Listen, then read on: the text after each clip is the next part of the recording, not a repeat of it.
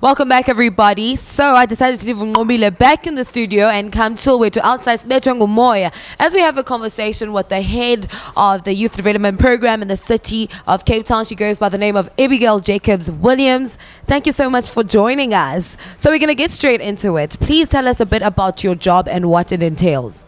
Okay, so my job basically entails trying to provide services and opportunities and support to young people of the metro. And then when I say the metro, I mean the city of Cape Town within its boundaries within the Western Province.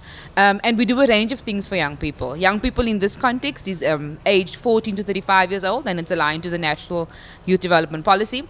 So we try to give young people access to whether it's employment opportunities, whether it's opportunities in terms of arts and culture, in sports, skills, bursaries, internships, whatever it is that young people need. We try to give them those services and opportunities and access really to those kinds of interventions. It sounds like you're doing a lot. So how do you now navigate your way through all of this? How do you simplify, like how does a young person like myself get access to these things? Look, so as a city, we also realize that not all young people finish matric or go to university or have the privilege of going to university. So we try to provide other kinds of skills, whether it's an artisan skill or a hospitality skill. I mean, an example would be one of the things that we're currently busy with is we're trying to link industry to our EPWP project, which is government's kind of short-term way of providing employment, while at the same time also learning a new skill. Yeah. So it depends on the need and various departments, because the city does a lot of things. We deal with electricity, we deal with health, we deal with social development issues.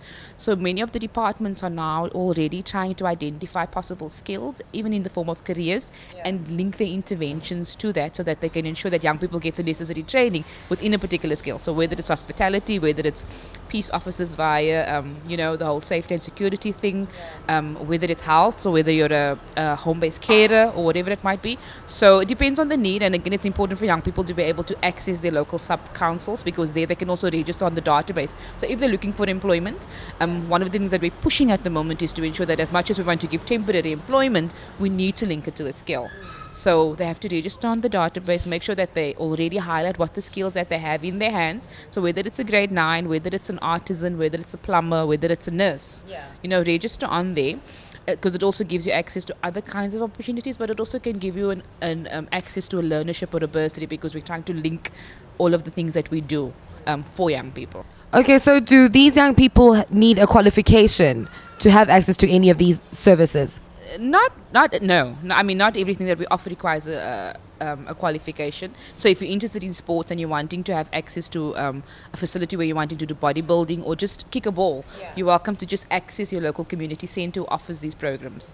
So whether it's a recreational hub or just a normal community center, all of those centers have activities. So if you're unemployed and you're needing to find out, to research a little bit more, you go to the library, because besides providing access to internet, they also have to provide access to information. So there should be newspapers that you're able to so that kind of thing. So it depends on your need, but you don't necessarily need a qualification, because kids as young as 14 just need a safe space, because we understand the demographics of our communities as well. So we as a city are also trying to just provide a safe and haven for young people to come to. Thank you so much, Abigail Jacobs Williams, for telling us more about the youth development program that is run by the city of Cape Town. So we gave you possible bursary opportunities for next year, 2019, and here Abigail told us about the youth development program. So right now we're going to take a break. When we come back, we have so much more right here on XA.